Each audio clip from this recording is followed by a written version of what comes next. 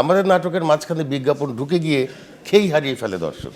সেই জন্যই আমাদের নাটকের দর্শকটা খুব কম। আমরাও চাই যে পারিবারিক গল্পগুলো আসুক। সিনেমা ওয়েব সিরিজে আমি আপাতত কাজ করছি না। ওনারা যদি আমাকে ডাকেন আমি অবশ্যই কাজ করব। এর মধ্যে আমি তাদের কাছ থেকে কোনো ডাক পাইনি। ওপার বাংলা থেকে আমাদের দেশের নাটক এখন জনপ্রিয়তা এগিয়ে যাচ্ছে কিনা? এই বিষয়গুলো না আপনারা সাংবাদিকরাই বলতে পারবেন।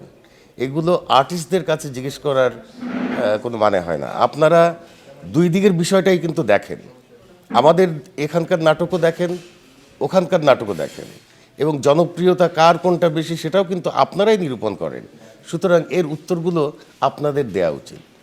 আমরা তো বলবোই আমাদেরটার ভালোর কথা, কিন্তু আপনাদের কাছ থেকে যদি এই জিনিসগুলো মিডিয়াতে উঠে আসে সেটা আমাদের জন্য যেমন খুব ইন্সপিরেশন হবে, দর্শকরা উৎসাহ পাবে। বয়স যাদের 50+ বা 60+, ওনারা ওই নাটকগুলো দেখতেন, কারণ হচ্ছে দ্যাট ওয়াজ অ্যাড ফ্রি।